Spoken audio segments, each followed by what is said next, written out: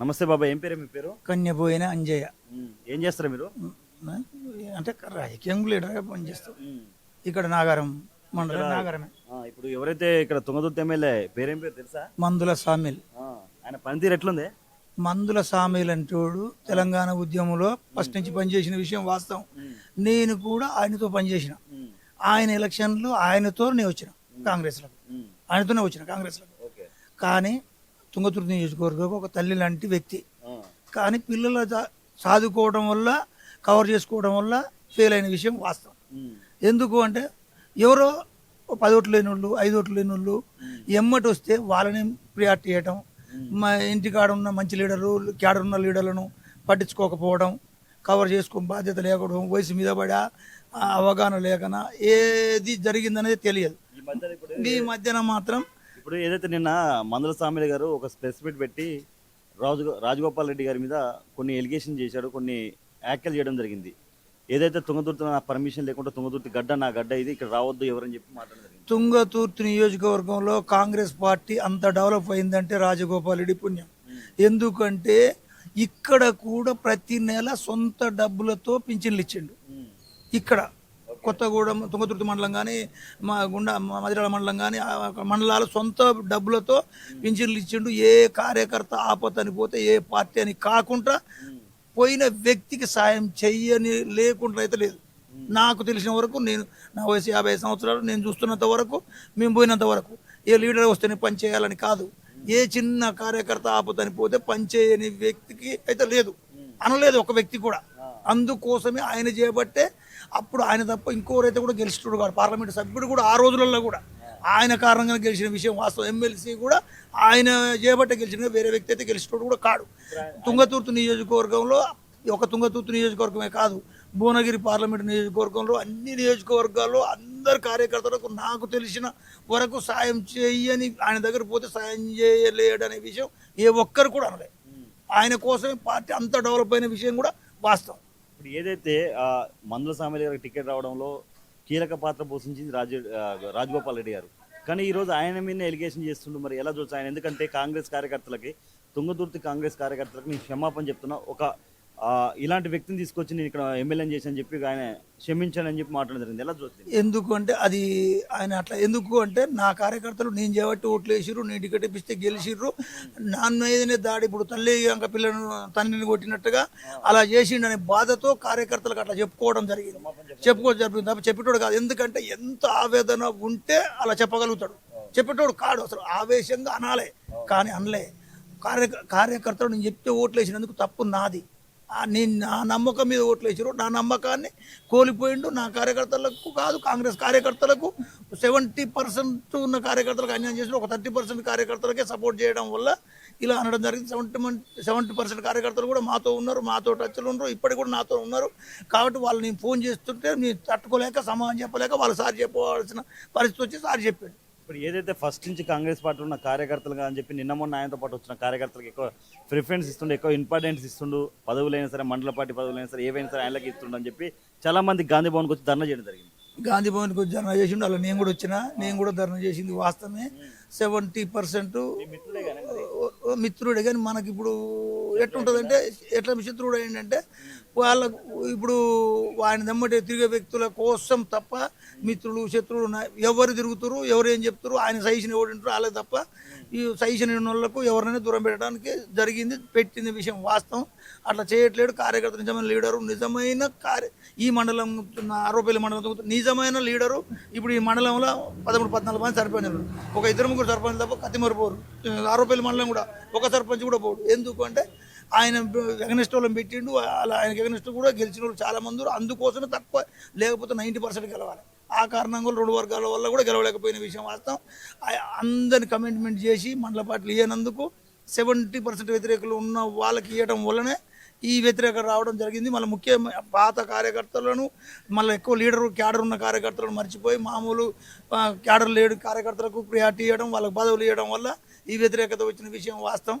ఇన్ని రోజుల నుంచి ఓపిక పెట్టరు, మారతాడేమనే ఉద్దేశంతో మారకపోవడం వల్ల గాంధీ భవన్కి పోయి ధర్నా చేయడం జరిగింది. ఇప్పుడు ఏదైతే ఈయన ఇసుక దంద కూడా గతంలో గెలిచిన ఒక మాట మాట్లాడింది, నేను తుంగతుర్తి నియోజకవర్గం నుంచి ఒక పిరికడు ఇసుక కూడా తీసుకెళ్ళానని చెప్పాడు. మరి ఏంటి ఈ రోజు ఇసుక బాగా దంద నడుస్తుందంట? ఇసుక దందా అయితే సరే సీక్రెట్గా ఏం జరిగితే జరగవచ్చు. నేనైతే నాకు క్లారిటీ జరుగుతూ సీక్రెట్ జరుగుతుందంటే కొద్దిగా ఎక్కువ ఆన్లైన్ అనేది అంటుర్రు. ఇక మరి సీక్రెట్ జరిగే విషయం అయితే నాకు తక్కువ తెలిసిన విషయం వాస్తవం. చాలా మంది తుంగతుర్తికి ముగ్గురు ఎమ్మెల్యేలు, వాళ్ళ ఇద్దరు కొడుకులు కూడా ఎమ్మెల్యే లాగానే పవర్ తీస్తారు, ఎవరి మీద పడితే వాళ్ళ మీద దాడులు చేస్తారు, పోలీసు వాళ్ళ మీద కూడా కొంచెం ర్యాష్గా మాట్లాడుతారు అని చెప్పి చాలా మంది మాట్లాడుతారు. వాస్తవం ఆయన అబద్ధవానికి కేసు పెట్టడం, అబద్ధవానికి న్యాయం ఉన్న మీద కేసులు పెట్టడం. వాళ్ళ కొడుకులు కూడా ఎమ్మెల్యే ఇక చాలా మంది అయితే కుటుంబ సభ్యులు కొంచెం జరుగుతుందనే విషయం కూడా మండలాల నుంచి నాకు కూడా ఫోన్లో వచ్చిన విషయం వాస్తవం. ఒక పెత్తనాలు ఎక్కువ చేస్తారు, అందరు లీడర్ నడుస్తున్న విషయం అయితే చెప్తున్న విషయం వాస్తవం. నాకు అందిన విషయం నాకు కూడా కొంతమంది కార్యకర్తలు ఈ విషయం చెప్పారు. ఇది జరుగుతుంది, మీకు ఎట్లా జరుగుతుందని తెలుసుకుంటే ఇంకా ఇట్లా జరుగుతుందని మనకు చెప్పిన విషయం అయితే వాస్తవం. తుంగతుర్తి అంటేనే కాంగ్రెస్ కంచుకోట. అలాంటిది కాడ మరి ఇప్పుడు మందల సామేల్ గారు బీఆర్ఎస్ నుంచి ఉద్యమకారుడు అని చెప్పి కాంగ్రెస్ పార్టీలకి రాజగోపాల్ రెడ్డి గారు టికెట్ ఇప్పించి మరి గెలిపించారు, ప్రచారం కూడా చేశారు. అలాంటి వ్యక్తి మరి ఈరోజు కాంగ్రెస్ నిక్కాసైన కాంగ్రెస్ కార్యకర్తల మీద దాడి చేస్తున్నారు, ఎలా చూస్తున్నారు? కాంగ్రెస్ ఏంటండి, చందాలేసారు కొంతమంది. ఆ చందాలేసిన వాళ్ళని కూడా దాని దగ్గర రావడానికి కూడా ఛాన్స్ ఇవ్వట్లేదు. ఉద్యమం ఏ ఉద్యమకారుడు కాదు అవతల విషయానికి మాత్రం వ్యతిరేకత ఉన్న కారణంగా ఒక ఎస్సీ మాదిగా అనే ఫీలింగ్ కూడా కొంత రావడం, కొంత గవర్నమెంట్ టీఆర్ఎస్ గవర్నమెంట్ మీద వ్యతిరేకత వచ్చిన విషయం వాస్తవం. ఎంత లీడర్ల మీద కాదు, కార్యకర్తల కారణంగా. కార్యకర్తలు చేయబట్టే లీడర్ల మీద ఏం రాలే, కార్యకర్తలు కొంతమంది ఓవర్ చేసిన విషయం వాస్తవం. ఆ ఓవర్ కారణంగా తప్ప ఆయన ప్రేమతో చేసింది, ఆయన చేసింది ఆయనకి ఎవరికి సాయం చేసిన ఉద్దేశం కాదు. ఆ కసి మీద ఇటు ఓటు వేసిన విషయం వాస్తవం. చేస్తే అంతకు 5 రెట్లు చేసి అందరిని ఇబ్బంది పెడుతున్న కార్యకర్తలను పెట్టి కేసులు పెడుతున్న విషయం కూడా వాస్తవం. ఈ ఆఫీసర్లను కూడా మొత్తం ఆయన ఏం చెప్పినట్టు ఆయన సంబంధాల్లో చెప్పినట్టు చేసి ఏం చేయాలంటే చేసి కొంతమందికి ఒక మా ఊర్లో ఒక పిల్లగారిని అయితే సంబంధం లేకుండా రోజు స్టేషన్లో కూర్చొని ఇప్పటిదాకా ఉదయం నుంచి ఇప్పటిదాకా కూడా స్టేషన్లో కూర్చోబెట్టాడు. సంబంధం లేకుండా అసలు న్యాయంగా 100% అనుకుంది, అన్యాయంగా వాడిని స్టేషన్లో కూర్చోబెట్టి ఒక్కొక్క స్టేషన్లో పిలుచుడు. ఇంకో వేరే దందాల విషయంలో న్యాయం ఉన్న వాళ్ళను రమ్మనడు, అన్యాయం ఉన్న వాళ్ళను రానియకుండా అన్యాయం ఉన్న వాళ్ళు కేసులు ఇరికిచ్చి అలా నన్ను కూడా ఒకటి ఇరికిచ్చిండు. చాలా జరిగింది. కాదే నీ మిత్రుడే అంటున్నా మందల సామేల్ నిన్ను కూడా ఇరికిచ్చిందా? మిత్రుడు గిత్రుడు ఎవరు గుర్తు ఉండదు. ఎప్పుడు మన ఎమ్మెల్యే మన స్థాయి, అప్పుడు కార్యకర్తల స్థాయి కనపడ్డాం, అందరి దగ్గర కూర్చొని వచ్చి ఆదాయం చేసినాం. ఇప్పుడు ఎమ్మెల్యే స్థాయి కాబట్టి నువ్వు నేను లేదు, నాకేం వస్తుంది, ఎంత వస్తుంది, ఏం పని చేసుకుంటున్నావు అంత తప్ప గీళ్ళు గాయడు సంబంధం ఎక్కడి నుంచి ఎవరు మనకి ఏ సహకారంగా ఏ టైప్లో సంపాదిస్తే వాళ్ళు లీడరు, ఇంకోడైతే లీడర్ కాడు. ఇప్పుడు ఆయన బాగానే సంపాదించినట్టు 100 ఎకరాల దాకా కొన్నారని చెప్తారు, వాస్తవేనా? అంటుర్రు బాగానే సంపాదించారు అంటారు. దుప్పు లేదైతే పొగరాదు కానీ వాస్తవేనా? తెలిస్తేనే అంటారు, ఎందుకు అంటారులే కానీ వాస్తవానికి జనం అనుకుంటున్న విషయం అది వాస్తవం. ఇంత ఒకప్పుడు కొడుకు బండ్ల మీద తిరిగినోడు ఈ రోజు కార్లలో తిరుగుతారట మొత్తం. అంటే తండ్రి కొడుకులు కొంత పెత్తనం నడిపిస్తున్నారు, కార్యకర్తల వీనికి మాకు కూడా కొంత ఫోన్లు చేస్తుంటే కొంత ఒక్కొక్క లీడర్ మండలాలలో టచ్లు ఉంటారు కదా అనుకుంటుంటే జరుగుతుంది అన్న విషయం మనకు చెప్తున్న విషయం వాస్తవం. ఇప్పుడు ఎమ్మెల్యే గారికి 100 మార్కులకి ఎన్ని మార్కులు ఇస్తావు నువ్వు? ఆయన పనితీరుకు, కార్యకర్తల విషయాలు కానీ, నియోజకవర్గం డెవలప్మెంట్లో కానీ.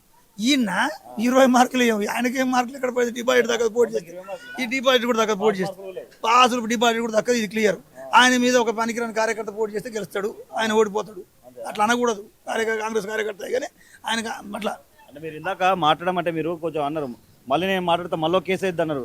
వాస్తవంగా కేసులు పెడతారు అట్లా పెట్టుడే? ఇంటికాడ కూర్చుంటే రోజు బయట లోపలికి అందరిని పిలిచుడే అని అనుకో, వ్యతిరేక వర్గాన్ని రోజు పిలిచుడే, చేసుడే, నా మీద చేసుడు, ఇంకోని మీద చేసాడు, ఇంకోని మళ్ళీ ఇలా పొద్దున కూర్చోబెట్టుకుంటూ ఇంకా వచ్చిన మంది కార్యకర్తలు ఆయనకి వ్యతిరేక మనసులో మొత్తం ఆయన రమ్మనుడే కూర్చోబెట్టుడే చేసుడు విషయం వాస్తవం.